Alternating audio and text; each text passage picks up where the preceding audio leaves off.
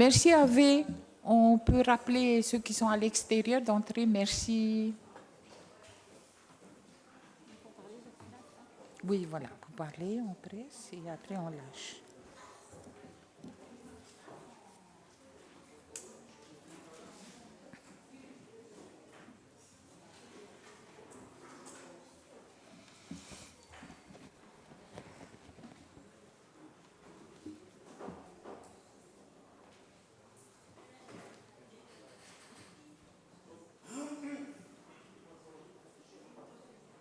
Nous accueillons donc aujourd'hui, pour notre deuxième partie, les représentants de l'autorité polynésienne de la concurrence, Madame Joanne Père, présidente de l'autorité, Monsieur Arnaud Busseuil, responsable du service de la présidence et du collège, et Madame Sophie Bresny, rapporteure générale. Je remercie les intervenants pour leur présence et je leur cède la parole. Madame la Présidente, Mesdames et Messieurs les membres du CESEC, je vous remercie. Et j'aimerais commencer par vous dire que nous sommes très honorés de l'opportunité qui nous est donnée d'échanger avec vous ce matin. Donc, on n'a pas prévu de PowerPoint ou de support de présentation. Ce que je vous propose, c'est de rappeler brièvement donc, ce qu'est l'institution et ses missions, et ensuite laisser un temps peut-être plus grand d'échange aux questions-réponses. Merci beaucoup. Donc, l'autorité polynésienne de la concurrence est une autorité administrative indépendante. Donc, c'est la seule autorité administrative indépendante du territoire, en tout cas pour l'instant. Elle est garante de l'ordre public économique en ce qu'elle a donc à traiter des questions de concurrence. Elle veille au respect des règles de concurrence, donc du code de la concurrence, et sert un petit peu d'arbitre pour les acteurs économiques. Nous avons 4 missions principales. Première mission, donc, c'est la détection et la répression des pratiques anticoncurrentielles. Et pour ce faire, la Cour de cassation a confirmé que nous avons le statut de juridiction. Nous sommes également en charge du contrôle des concentrations, du contrôle des aménagements commerciaux, donc à chaque fois qu'il y a une création de surface commerciale, une extension ou un changement d'enseigne de 300 mètres carrés, donc ça doit obtenir l'autorisation de l'APC au préalable. Et nous sommes également force de proposition et de recommandation, car l'APC peut être saisie donc pour avis sur toute question ayant trait au droit de la concurrence et à la concurrence. Donc voilà pour les missions principales de l'APC. Quant à son organisation, donc, nous avons un service d'instruction dirigé par Sophie Bresny qui instruit les dossiers. Et ensuite, on a un organe de décision qu'on appelle le collège, merci beaucoup, qui est composé de 8 membres, donc, dont moi-même. Et donc, il y a 7 membres non permanents et un seul membre permanent qui est le président ou la présidente de l'APC. Nous rendons nos avis et nos décisions en toute indépendance, ce qui signifie que nous ne prenons en fait d'instruction de personne. Nous avons également un bureau de la procédure, donc comme dans un tribunal, qui nous sert c'est l'équivalent donc d'un greffe. Et on a donc un bureau, un service de la présidence et du collège, qui est dirigé par Arnaud Busseuil, ici présent, donc qui fait office aussi de directeur juridique de l'institution. Notre budget de fonctionnement est d'environ 24 millions. Et je crois que j'en ai terminé pour cette présentation succincte et préliminaire. Voilà, Madame la Présidente. Maintenant, nous sommes prêts à répondre à vos questions. C'est une belle opportunité qui nous est donnée, Mesdames et Messieurs les membres du CESE, de poser toutes les questions que vous avez en tête. Monsieur Félix. Madame Présidente, bienvenue à nos invités. Et, ma première question, c'est... Il m'est arrivé une fois, il y a une dizaine d'années, j'avais adressé un courrier à l'APC avec le président de l'époque et pour demander un avis sur un texte qui est un peu ambigu. Hein, et puis, donc, j'ai posé la question à plusieurs juristes et puis donc il y avait plusieurs interprétations. Et l'APC m'a répondu gentiment que l'autorité, la concurrence n'est pas habilitée à répondre à des cas particuliers, à répondre à un public. Voilà. Mais je n'ai pas compris pourquoi. Alors, donc, je suis resté sur ma fin. Merci. Oui, alors, je n'ai pas connaissance du cas particulier, mais en fait, s'agissant des avis et des recommandations qu'on peut émettre, effectivement, les particuliers ne peuvent pas nous saisir. Donc, on peut être saisi par le président de la Polynésie française, le président de l'Assemblée de Polynésie, des organismes, donc des chambres consulaires, comme la CCISM, le CESEC également, mais les particuliers ne peuvent pas, ou l'association des consommateurs. À ce moment-là, il faut passer par l'association des consommateurs pour nous saisir. Mais on n'est effectivement pas habilité à répondre à des questions particulières. Sauf dans le cas d'une plainte, c'est-à-dire si vous êtes un acteur économique et vous vous plaignez des agissements d'un autre acteur économique, donc un potentiel acte anticoncurrentiel, à ce moment-là, vous pouvez saisir l'APC. Je passe la parole peut-être à Sophie pour donner des précisions sur une fois que vous nous avez saisi, donc ça passe au service d'instruction. Excusez-moi, bonjour à tous. Oui, effectivement, ça peut paraître déceptif et c'est pour ça qu'on prend bien soin de répondre lorsqu'il y a des cas particuliers pour juste au moins rappeler qu'on ne peut pas répondre en détail sur ces dossiers-là. Et ça arrive assez fréquemment. Depuis que je suis arrivée, j'ai à peu près une fois par mois, ça va être un citoyen qui va envoyer un message en disant ben voilà, je voudrais avoir un avis sur, parfois même pas sur une loi, et là on peut pas répondre. C'est pas notre travail. Alors ce qu'on fait par contre, c'est que quand ça s'y prête, on renvoie notamment à l'association de protection des consommateurs à Tetia. Voilà, dans la mesure du possible, on essaie d'aiguiller. Pardon, Edgar. Merci Madame la Présidente. Bonjour aux invités. Bonjour tout le monde. Alors, Edgar Tayatoa, je représente les enseignements privés. Alors, ma question, ça serait sur votre indépendance. Donc, et aussi savoir quel titre vous avez. Est-ce que vous êtes avocate? Est-ce que vous avez suivi le droit ou je ne sais pas trop quoi? Voilà. Et donc, par rapport à votre budget, vous disiez que vous avez 24 millions. Et qui c'est qui vous les verse? C'est le pays ou c'est l'État? Ou est-ce que vous êtes des agents de l'État ou est-ce que vous êtes des agents du pays? Voilà, en fait, c'est par rapport à votre statut et voir en fonction de votre indépendance sur les décisions que vous allez rendre. Merci.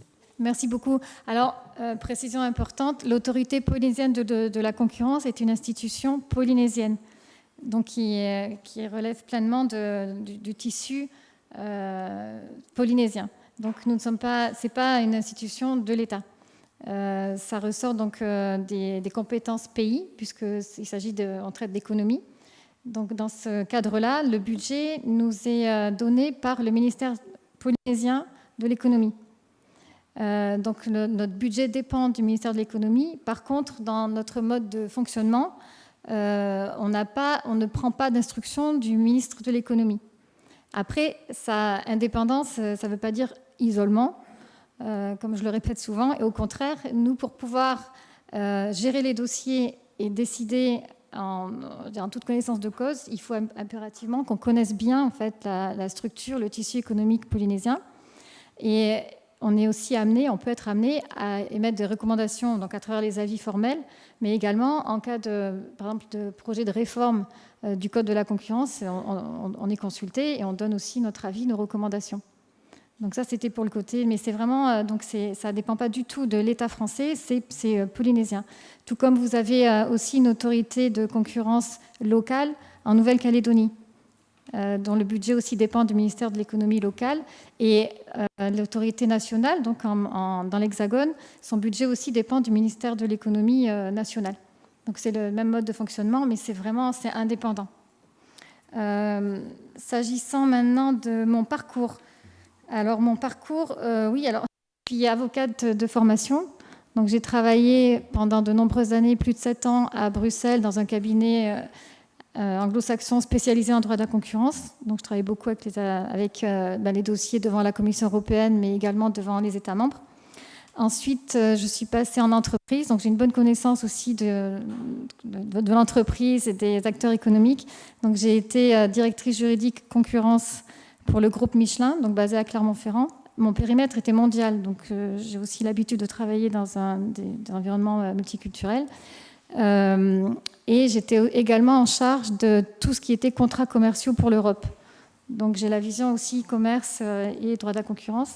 Ensuite, j'ai exercé, donc j'ai les mêmes postes, le même type de poste, mais pour une société anglo-saxonne à New York pendant 5 ans. Et j'ai rejoint en fait la Polynésie pour travailler, pour prendre ce poste-là en 2021. Donc je ne sais pas, je sais pas si ça répond à vos questions. Edgar? Oui, donc c'est tout l'APC ou qui ont un cursus minimal de droit ou pas? Alors, c'est vrai qu'on a à traiter de dossiers et c'est une matière qui est extrêmement technique. Donc on recrute des agents qui ont ces compétences techniques. Donc il faut connaître le droit de la concurrence. Donc Sophie, par exemple, elle était la responsable du service des enquêtes à l'autorité nationale de la concurrence. Elle a des dizaines d'années d'expérience en la matière. Tous les agents du service d'instruction, alors on est une petite équipe à l'instruction, donc là on n'est pas au complet, mais quand le service d'instruction est au complet, il y a quoi? Tu as 6 agents dans ton service, donc c'est 6 agents. Je tiens beaucoup, moi, dans mon mandat, j'essaie de regarder, d'implanter ça sur le long terme. Donc je voudrais professionnaliser et faire en sorte de pérenniser l'expertise des agents. C'est vrai que localement, il n'y a pas cette expertise technique en droit de la concurrence, mais il y a des potentiels. Donc pour moi, l'intérêt, c'est de faire venir des agents d'autres autorités qui ont un parcours technique en droit de la concurrence, donc des seniors, et d'embaucher également des juristes ou des économistes, en tout cas localement, à un niveau peut-être de seniorité moins important, de sorte qu'ils puissent être formés par les mentors, en fait, qui sont les plus expérimentés, et faire arriver à un ramp-up, de sorte que dans quelques années, en fait, on pourra avoir les compétences locales. Je pense quand même que même si on a les compétences locales, c'est toujours intéressant de pouvoir échanger, en fait, et de pouvoir faire venir pendant une durée déterminée des agents d'autres autorités. Pas forcément que l'autorité nationale. Après, il y a un problème de langue, mais ça se trouve aussi. Parce qu'on a quand même, on voit que l'échange de bonnes pratiques, ça permet aussi l'émulation et ça permet de gérer les dossiers autrement et de se professionnaliser. Et je pense que l'APC est sur la bonne voie. Je ne sais pas si Sophie veut compléter. Moi, pour répondre à votre question, je vais vous expliquer ce que c'est que le métier d'un rapporteur au sein de mon service. Un rapporteur, quand il arrive, on va lui confier différentes missions qui sont soit très enserrées dans des délais contraints, examiner et produire un travail pour permettre au collège de l'autorité de prendre une décision sur une concentration, c'est 25 jours. Pour une surface commerciale, c'est 15 jours. Pour un avis, vous connaissez les délais, saisine en urgence, c'est 15 jours. Après, il y a les dossiers de fond, qui sont des dossiers donc d'enquête et de recherche de pratiques anticoncurrentielles. Le rapporteur doit savoir mener des enquêtes, aller faire des auditions. Donc, nous rédigeons des procès-verbaux. Donc, il doit connaître ces techniques-là. Il doit être capable d'analyser les documents et connaître les pratiques. Donc, les documents, ça peut être des documents comptables. C'est pas toujours simple, la comptabilité. Surtout quand on cherche à dissimuler des informations. Il doit comprendre les documents commerciaux. Il doit être habitué à lire des contrats qui parfois sont extrêmement complexes. Donc, il doit bien connaître cet écosystème-là. Il doit être plutôt bon en économie parce qu'il va falloir manier des chiffres. Donc, il récupère ces éléments-là. Si il trouve des pratiques, il doit savoir rédiger une notification de grief. Une notification de grief, c'est un document qui va être transmis à la partie si on estime, nous, service d'instruction, qu'il y a de quoi notifier des griefs et donc de la suspecter d'avoir commis des pratiques anticoncurrentielles. Alors, il y a des sujets plus ou moins simples, mais quand vous tombez dans des secteurs d'industrie de réseau, c'est des sujets techniques. Donc, vous ne connaissez pas le secteur et vous devez, en l'espace d'une semaine, maîtriser la langue qui est parlée d'un point de vue économique, que ce soit l'informatique, que ce soit les télécommunications, que ce soit l'énergie, enfin, tout secteur confondu. Donc, ça nécessite une certaine compétence. Donc, vous rédigez une notification de grief qui est un document juridique, puisque c'est quelque chose de sérieux. Il y a une infraction qui pourra potentiellement être prononcée par le collège de l'autorité ensuite. Donc c'est un document qui peut faire 80-90 pages avec 10 000 cotes. Donc, vous voyez, c'est ce travail-là et ça prend du temps. Après, les avocats et la partie a la possibilité de répondre, bien évidemment, puisqu'on protège les droits de la défense. Donc, on est vraiment dans un travail de fond qui nécessite un haut degré. Oui, juste pour compléter ce que vient de dire Sophie, donc son équipe agit un peu comme un procureur. Et donc, une fois que le dossier est instruit, ça passe en formation de jugement. Et donc, on reçoit les parties, on entend le service d'instruction, on entend les parties, ensuite on délibère. Donc, le délibéré est secret et pour prendre notre décision. Ce que je voudrais aussi dire, juste pour compléter ce que tu viens de dire, Sophie, c'est que quand les enquêteurs cherchent les éléments, ils doivent aussi être en capacité d'identifier en quoi ces éléments-là peuvent être constitutifs de preuves d'une pratique anticoncurrentielle. Donc on en revient toujours, il faut quand même maîtriser ce que c'est que le droit de la concurrence et que les infractions en fait au droit de la concurrence. Merci Teiki. Après Jean-Michel. Bonjour. D'abord, je voudrais vous remercier pour l'organisation des journées de la concurrence récemment et pour y avoir été une petite matinée. C'était très intéressant de vous voir travailler en collaboration avec d'autres entités du bassin régional et des sujets comme la normalisation et la considération donc, de contexte géographique plutôt que simplement des principes nationaux sont vraiment des sujets qui participent à la mise en concurrence. Et j'ai hâte de voir un petit peu ce que ça pourra apporter de concret dans l'élaboration de réglementations pour ouvrir un peu plus les marchés locaux, je veux dire régionaux, internationaux, notamment dans tout ce qui est importation des matériaux de construction. Voilà, cela dit. J'avais cru comprendre aussi qu'il y avait des seuils quand vous abordez des sujets de concurrence et que, corrigez-moi, le seuil c'était vous allez regarder si les entreprises jouent le jeu de la concurrence à condition qu'elles aient des chiffres d'affaires de 100 millions. Alors, peu importe si je me trompe sur le seuil, c'est ma question, c'est est-ce qu'il y a vraiment des seuils pour regarder des pans entiers d'activité économique et leur réelle concurrence? Parce que si c'est des seuils de type niveau de chiffre d'affaires, là, il me semble que ça doit être assez facile de pratiquer le sport, de saucissonner des entreprises pour rester en dessous des seuils et échapper à l'autorité de la concurrence. Enfin, voilà, si vous pourriez nous parler un petit peu sans rentrer vraiment dans le détail, mais comment concrètement, dans notre petite économie, ou de la concurrence, il y en a, on s'assure qu'elle est saine par rapport à des seuils qui vous permettent d'instruire et de dire le droit. Merci beaucoup. Alors, sur les journées concurrence, oui, alors, ce qui est intéressant, c'est que, donc je remonte un petit peu, le fil, le droit de la concurrence repose sur des principes qui sont mondiaux. Donc, vous avez quasiment tous les pays du monde, toutes les juridictions qui se sont dotées d'un droit de la concurrence qui repose sur les mêmes principes. Interdiction des ententes, des abus de position dominante, droit des concentrations, etc. Après, ça diffère justement par les critères de procédure, les éléments aussi de preuve à apporter, et puis les fameux seuils. Les journées concurrence, ce qui est intéressant, donc au-delà des journées concurrence, qui est un événement qu'on essaie de monter annuellement à Tahiti, pour les acteurs locaux, pour vraiment les praticiens, les acteurs, le monde économique local. On a également été à l'initiative de la création du réseau des autorités de concurrence du Pacifique.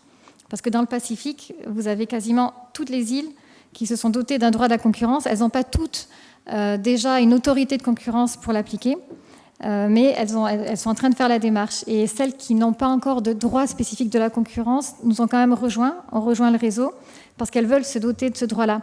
Donc ce qui est intéressant, c'est juste pour ça que je voulais en parler, parce que autant nous, on continue de se faire aider d'expertise, par exemple, d'autorités plus matures, comme l'autorité nationale, mais de plus en plus aussi l'Australie.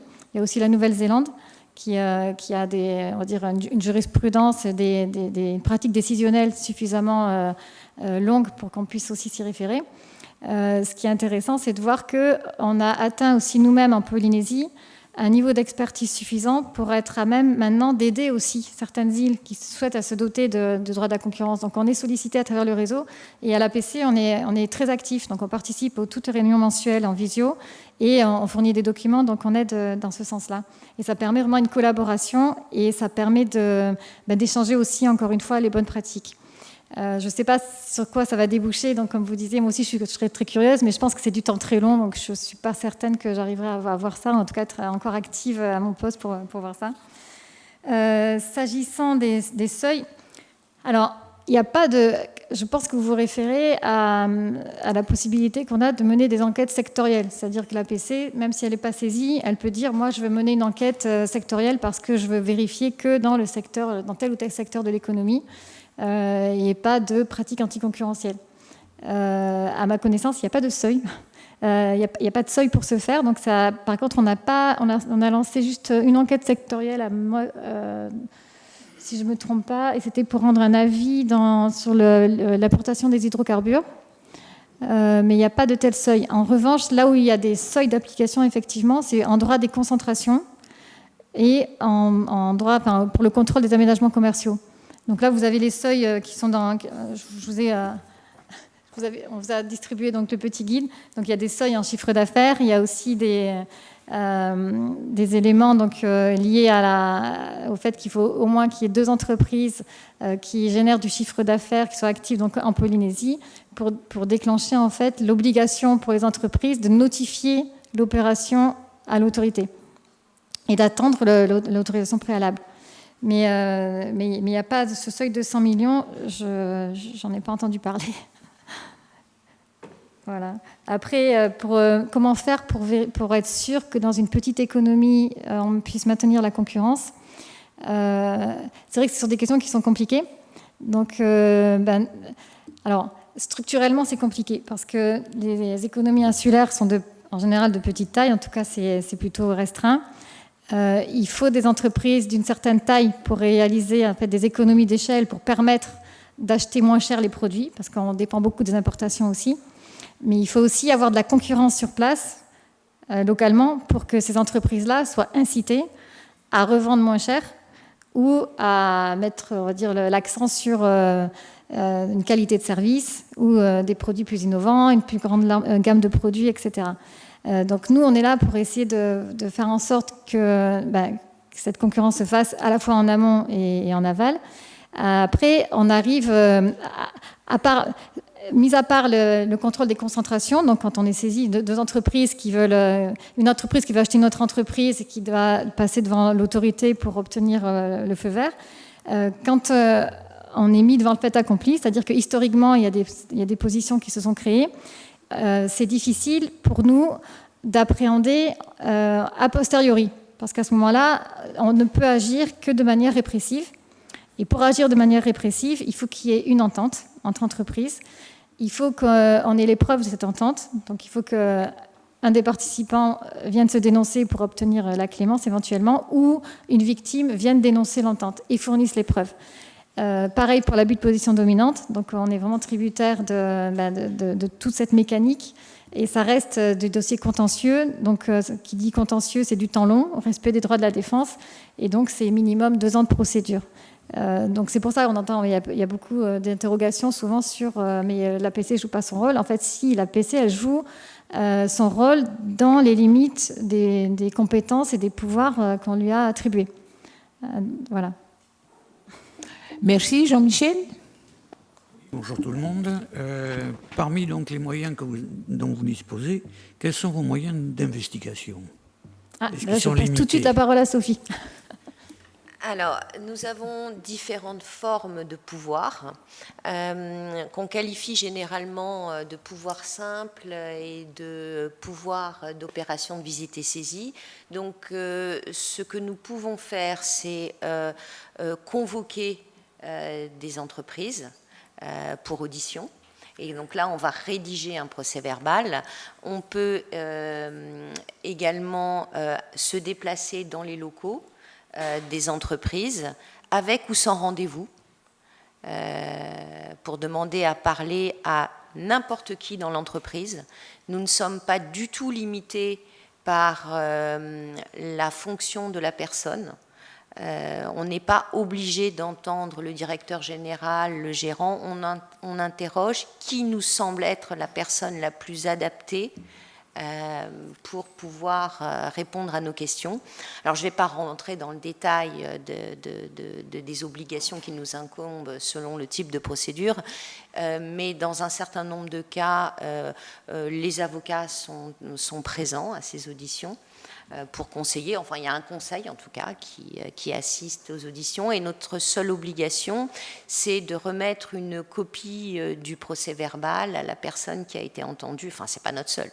Mais parmi les obligations, il y a cette obligation-là. Donc ça, c'est ce qu'il y a de plus classique et ce qui constitue le quotidien de notre activité.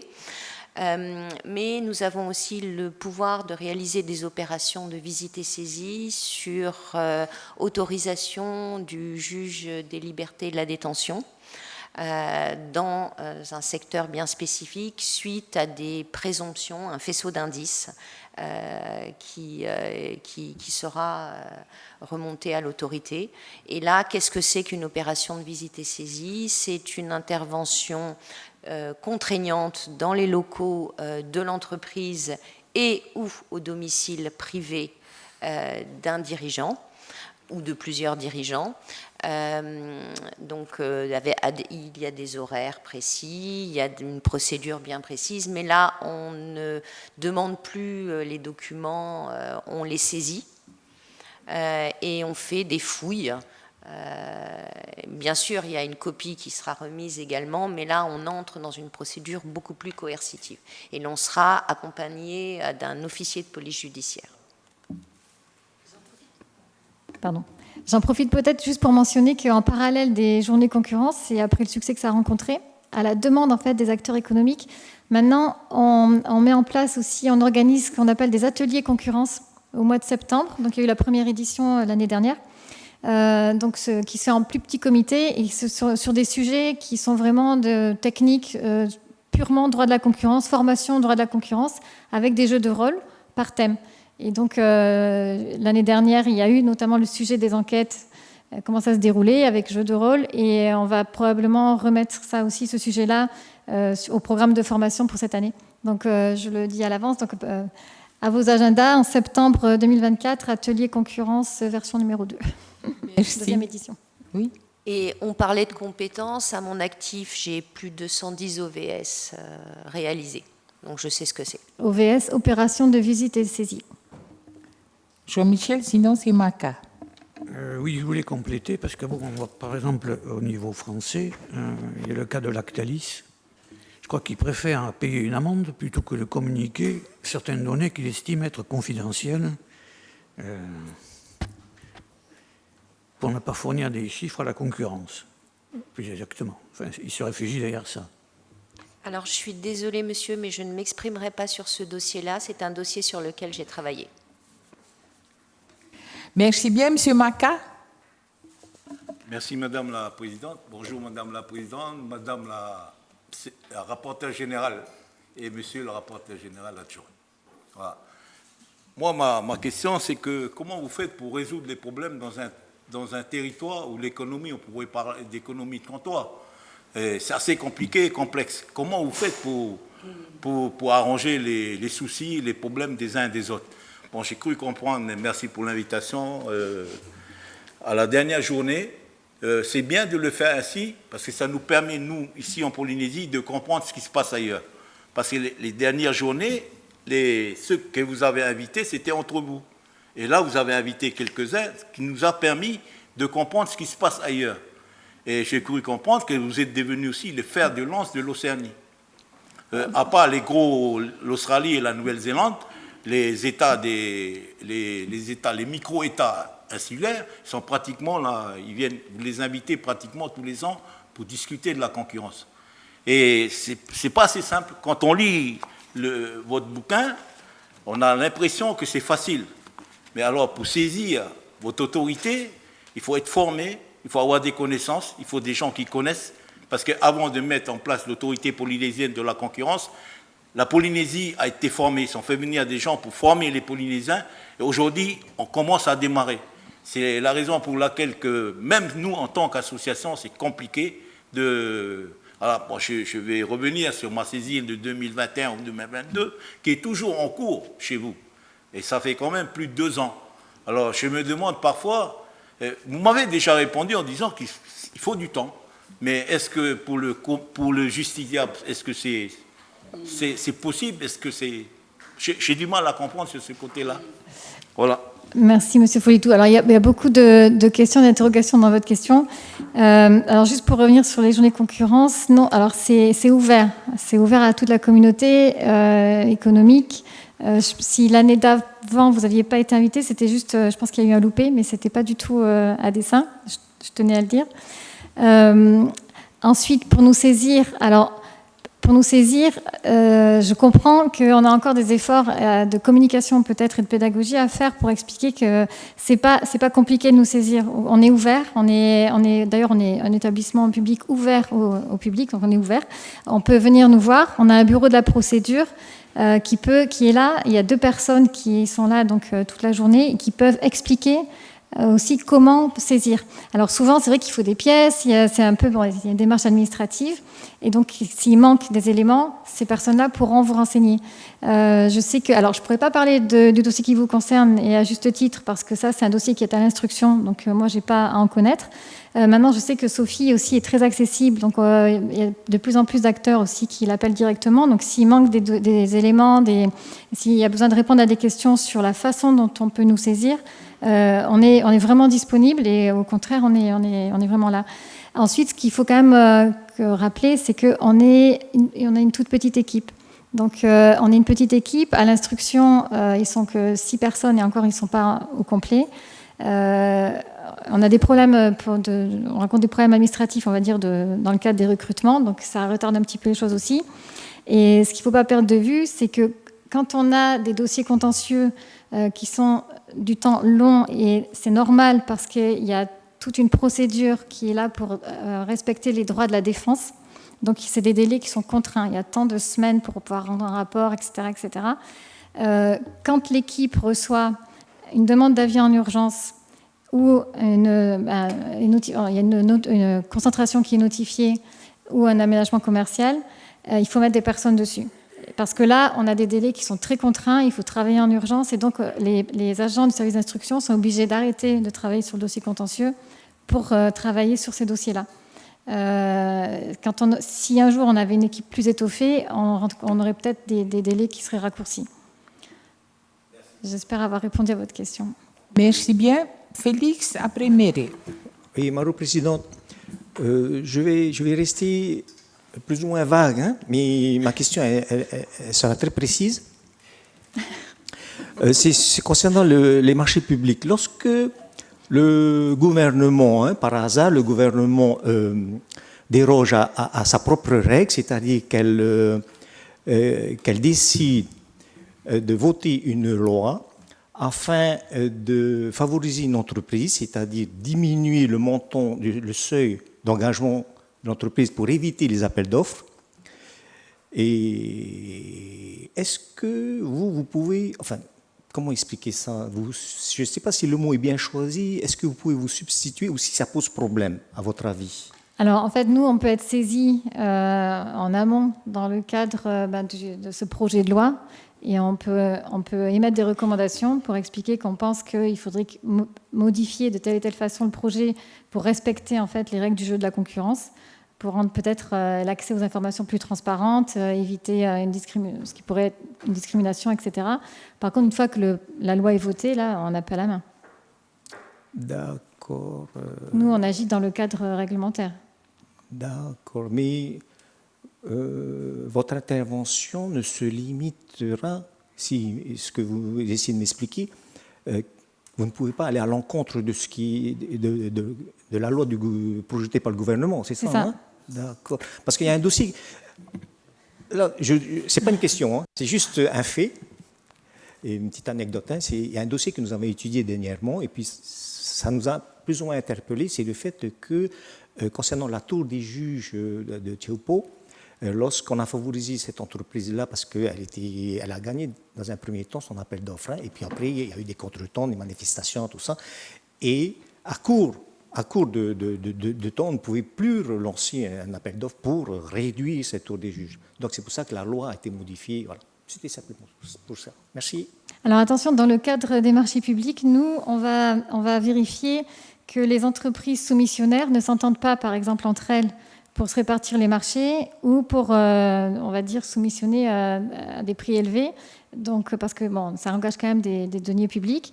Donc, on va vérifier ça. Ensuite, si il y a des suspicions, on va dire, de trafic d'influence, de malversation, etc., là, ça ne relève pas du tout de la compétence de l'APC. Mais ça, c'est le juge, ça va au pénal. Merci, Mireille. Merci Madame la Présidente, bienvenue aux invités. Alors, avant de poser ma question, petite anecdote. Le groupe pour lequel j'ai œuvré pendant 20 ans a été le premier à passer entre vos mains. Donc à l'époque, je n'ai pas compris pourquoi tout d'un coup on devait passer sous le regard de l'autorité de la concurrence. Ma question est la suivante. Avez-vous la possibilité de refuser les saisines et quelles seraient vos motivations de refuser les saisines? Alors, on n'a pas cette possibilité-là. On peut refuser des saisines si elles ne sont pas complètes ou si elles ne relèvent pas de nos compétences. C'est ça, je ne sais pas si tu veux compléter. Non, on n'a pas le pouvoir d'opportunité dans les saisines qui sont faites et on a aussi le pouvoir d'ouvrir des enquêtes sur ça. Enfin, ça, c'est un pouvoir qui m'est propre, d'ouvrir des enquêtes sur des simples informations. Je ne suis pas obligée d'avoir une saisine officielle pour enquêter. Mais la question de l'opportunité, effectivement, des poursuites, c'est intéressant. Je sais qu'il y a eu un précédent historiquement dans l'Hexagone. C'est vrai que c'était le Conseil de la concurrence qui n'avait pas l'opportunité des poursuites. Maintenant, l'autorité de la concurrence a cette opportunité des poursuites. C'est vrai qu'on pourrait se poser la question, compte tenu notamment de la taille des agents de l'APC, de pouvoir nous confier aussi, nous attribuer cette possibilité-là. Ma question, en fin de compte, c'est parce qu'en fin de compte, je lisais effectivement que l'autorité de la concurrence avait rejeté une saisine concernant, par exemple, Mediapro. Donc, je me disais si vous aviez les mêmes pour vous. Alors, si ça ne relève pas de nos compétences, on la refuse. Ouais, on ne la prend pas. Merci, Raymond. Ensuite, Thierry. Merci, Madame la Présidente. Bonjour à nos invités. Je voudrais savoir quels sont les critères qui font que vous décidez d'une inspection simple ou d'une OVS? Très bonne question, je vais pouvoir vous répondre en 2 heures. Il n'y a pas de réponse toute faite. Ça dépend vraiment du type du dossier. Globalement, mais alors c'est vraiment très schématique, les OVS vont plutôt être réservés pour la recherche de preuves dans les cadres des ententes plutôt que dans la recherche des preuves dans le cadre des abus de position dominante. Pourquoi ? Parce que, en fait, la première question que je me pose, c'est est-ce qu'avec mes pouvoirs simples, j'ai une chance d'obtenir les éléments de preuve ?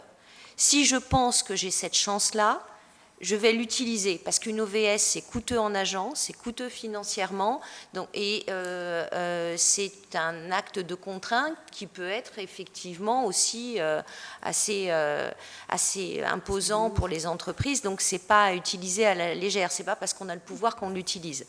Donc ça, c'est quelque chose qui doit rester exceptionnel.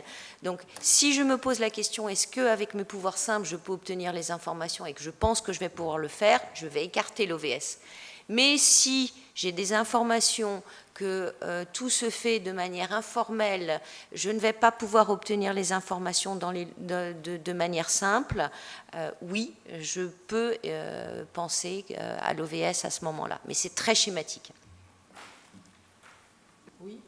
Oui, Raymond, elle continue sa question.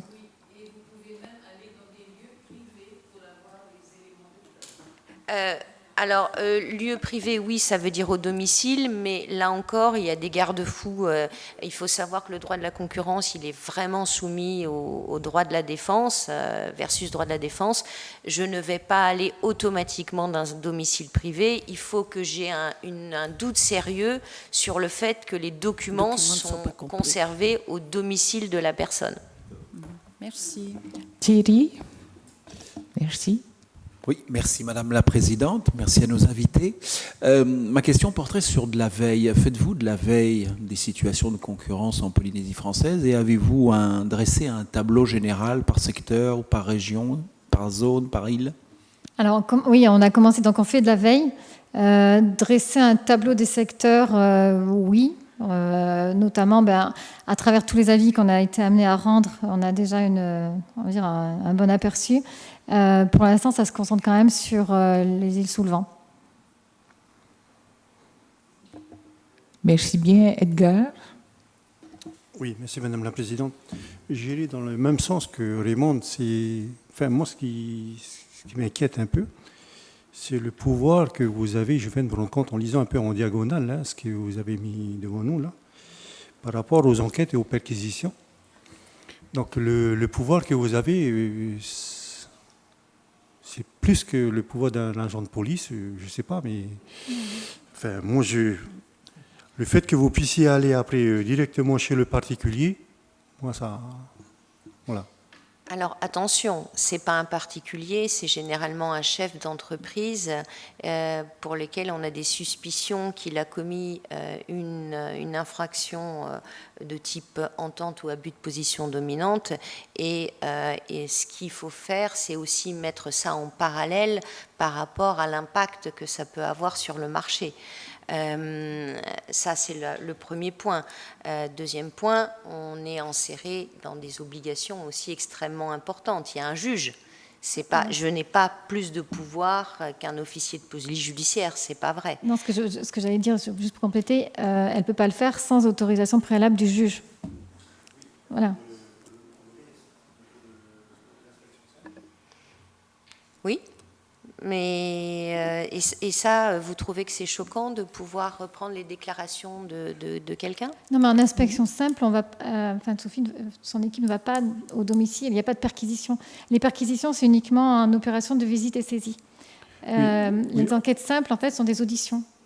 Oui, en fait, moi, c'est le fait que vous demandiez des documents à l'entreprise et qu'elle soit obligée de vous les donner. C'est ça, c'est dans cet esprit-là. Donc après, l'OVS, j'ai bien compris que c'était une décision du juge, hein, en lisant en diagonale, bien sûr. Hein. Et donc après, j'ai bien vu aussi qu'il y avait l'officier de justice qui est à côté de vous, le policier. Donc c'est ce pouvoir-là qui m'interpelle par rapport à... Voilà.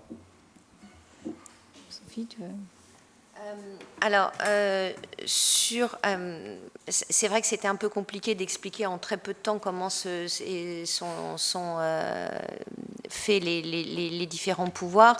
Sur les pouvoirs simples, c'est le code de la concurrence qui nous explique exactement ce qu'on peut faire, comment on peut le faire. Et donc, c'est quelque chose qui est assez classique dans tous les services où il y a des investigations à réaliser. Alors, je ne connais pas tous les codes, mais j'imagine que l'inspecteur du travail, ici, doit avoir des pouvoirs similaires. quand vous avez une mission qui vous a été confiée, il faut que vous ayez le pouvoir corrélatif pour la mener à bien. Et le droit de la concurrence est extrêmement respectueux des droits de la défense. Extrêmement. On a des obligations en termes de loyauté, pour informer la personne sur les faits pour lesquels on vient. On a des obligations de transparence, on a des obligations de remise de documents. Enfin, c'est quelque chose qui est très protecteur des droits de la défense. Et si je ne respectais pas les droits de la défense, ma procédure serait immédiatement attaquée et elle tomberait. Et pour compléter, en fait, oui, l'entreprise a l'obligation de fournir les documents, parce que sinon on ne pourrait pas travailler. Ça va se faire de preuve, mais il y a aussi donc, tout un encadrement de la façon dont on utilise les documents. Donc il y a le respect donc, du secret des affaires, la confidentialité, etc. D'abord Raymond, ensuite Tonia et Maka. Merci Madame la Présidente. Je voudrais savoir quel est le montant de la sanction pécuniaire quand une entreprise fait obstruction à l'enquête, et vous parlez ensuite d'injonction avec astreinte. Est-ce que vous pouvez en parler, s'il vous plaît? Le montant de la sanction, il faut que je ne l'ai pas en tête. Alors, les sanctions... Excusez-moi. Le montant de la sanction maximale pour une pratique anticoncurrentielle, c'est 5% du chiffre d'affaires de l'entreprise. Mais là encore, je schématise, hein, parce que c'est pas parce qu'il y a une pratique que le collège de l'autorité va décider. C'est le maximum, c'est un plafond, et après il y a tout un tas de critères qui sont mis en œuvre. Et ça fait l'objet d'une procédure contentieuse séparée. Alors pour l'obstruction. Ensuite, pour ce qui s'agit des injonctions avec astreinte, c'est que le collège de l'APC a le pouvoir, la possibilité d'ordonner aux entreprises de réaliser telle ou telle pratique, donc de mettre en œuvre telle pratique pour mettre fin notamment à l'infraction de concurrence. C'est ce qu'on appelle les injonctions. Et on peut aussi décider du temps, de la limite de temps dans laquelle l'entreprise doit prendre ces mesures-là. Et si le délai est dépassé, en fait, pour inciter l'entreprise à respecter ce qu'on lui a demandé de faire, on peut aussi demander une astreinte. Merci. Antonia? Oui, Yorana. Je ne vais pas parler en tahitien, mais bon, je fais l'effort de parler en français. Yorana, bienvenue. Ma question, c'est une petite question par rapport à la surface commerciale. Ici, en Polynésie, à partir de 400 mètres carrés, il faut faire une demande. Hein? 300. 300, c'est ce que j'avais entendu, mais à l'époque, c'était 400. En métropole, c'est pareil, on ne demande pas, il n'y a pas une autorisation. En métropole, il n'y a pas, donc l'autorité de la concurrence n'a pas cette compétence. Ouais. Cette compétence, vous la retrouvez en Nouvelle-Calédonie et en Polynésie. Okay. C'est propre aussi au caractère insulaire. Et bon, la volonté des pouvoirs publics, c'était d'essayer d'encadrer justement la concurrence et le jeu de la concurrence en aval, c'est-à-dire au stade de la distribution des produits. Oui, moins de 400, moins de 300, donc on ne fait pas de demande, hein, c'est ça? Moins de 300, pas de demande. Ok, c'est ça ma question. Et puis, parce que même à 400, hein, ici, c'est à 400, tu es obligé de demander une autorisation, enfin une demande. Mais ça, au fait, c'est une création d'emploi. Et si vous refusez, qu'est-ce que vous allez donner en échange par rapport à ça? Pas de solution? C'est une question. Non? Si on refuse, le magasin ne peut pas ouvrir.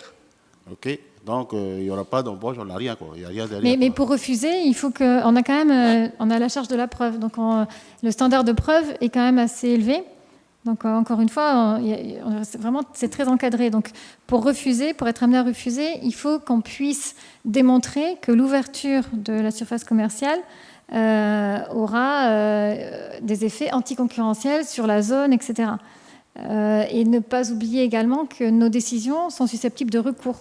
Donc on peut aussi attaquer, d'ailleurs elles sont régulièrement attaquées, et donc les justiciables, les entreprises qui ne seraient pas satisfaites de la décision prise peuvent intenter un recours devant les juridictions pour casser nos décisions. Et Ouais. pour répondre à votre question, si on refuse, c'est parce que le risque de l'ouverture va engendrer derrière probablement la fermeture d'autres entreprises. Oui. Donc c'est ce bilan-là qui est fait. Attention, on ne refuse pas pour empêcher quelqu'un de mener une activité. C'est pour protéger d'autres. C'est pas subjonctif, hein, c'est pas Ouais, du mais bon, subjectif, je veux dire. c'est pas... Oui, ok. Et c'est pas, alors juste pour préciser ce qu'a dit Sophie, c'est pas pour forcément protéger l'ouverture d'autres magasins, mais c'est vraiment pour protéger le consommateur et on va dire les règles du jeu de la concurrence, pour être sûr que l'activité demeure concurrentielle sur la zone. Ouais, si on veut. Oui, ok, merci. Merci, Monsieur Maka.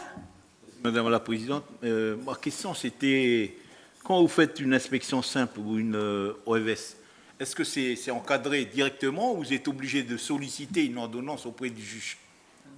Alors pour les pourvoirs simples, non. J'ai pas besoin de l'autorisation du juge. J'ai un certain nombre d'obligations à respecter, bien indiquer à l'entreprise quel est l'objet de mon enquête et m'y tenir. J'ai l'obligation de remettre, comme je vous le disais, une copie du procès-verbal, de montrer ma carte professionnelle, d'expliquer pourquoi je suis là. Et ce qu'il ne faut pas oublier, c'est si je suis là, c'est que derrière, il y a des plaignants et des gens qui sont victimes. N'oubliez pas ça. Je n'arrive pas par hasard dans les entreprises. C'est pas, je ne me lève pas le matin en me disant aujourd'hui, je vais aller embêter quelqu'un. Non, j'y vais pour aller vérifier un certain nombre de choses. Et dans l'autre l'OFS, vous n'avez pas besoin, non? Alors là, par contre, j'ai besoin d'une autorisation du JLD. Le JLD peut me la refuser parce qu'il estime que le faisceau d'indices que je lui présente n'est pas suffisant. Il peut l'accepter et l'officier de police judiciaire qui m'accompagnera, alors je dis moi, mais enfin qui accompagnera les équipes, et l'œil du juge dans l'entreprise. C'est-à-dire qu'il vérifie que l'entreprise se soumet au contrôle, mais il vérifie aussi que moi, je respecte mes obligations. Je n'ai pas le droit de faire n'importe quoi. Donc, vous n'agissez pas seul. Vous êtes accompagné d'un officier de police judiciaire. Oui, et en présence constante d'un occupant des lieux qui appartient à l'entreprise et qui regarde ce qui se passe. Non, je voulais juste savoir ça. Merci.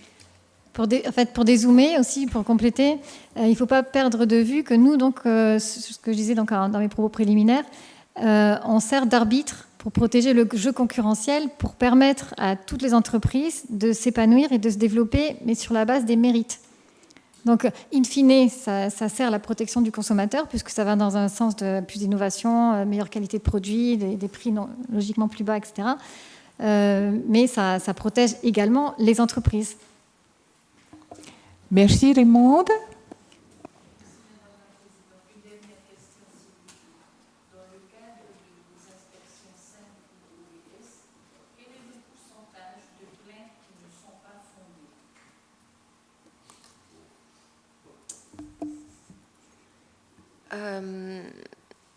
Alors, je vais vous répondre. Alors, des pourcentages, je vais pas vous répondre en pourcentage. D'abord parce que je suis là depuis un temps limité et qui ne me permet pas d'avoir un recul nécessaire.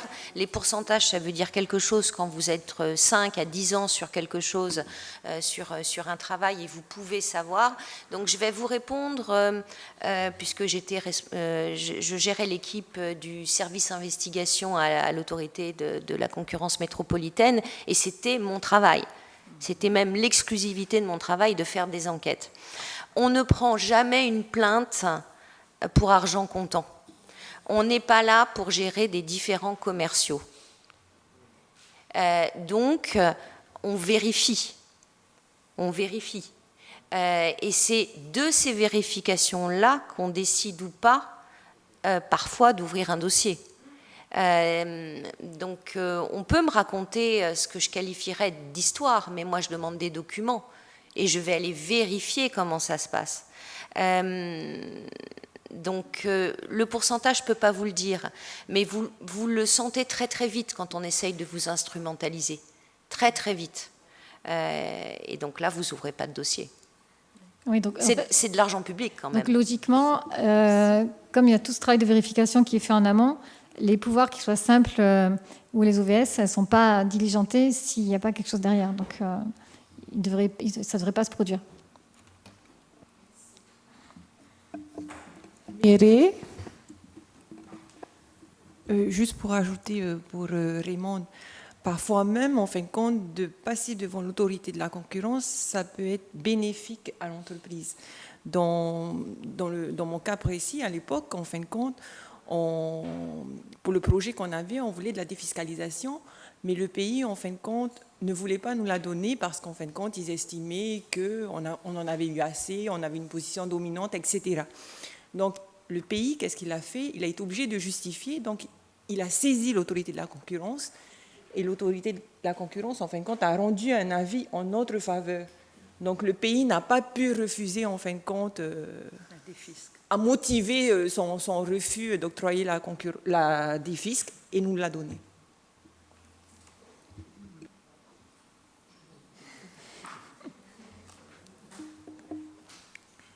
D'autres questions? Si tout le monde a Maca et Jean-Michel. Bon, ma question, c'est, ça fait un bon moment que l'autorité polynésienne est implantée en Polynésie française.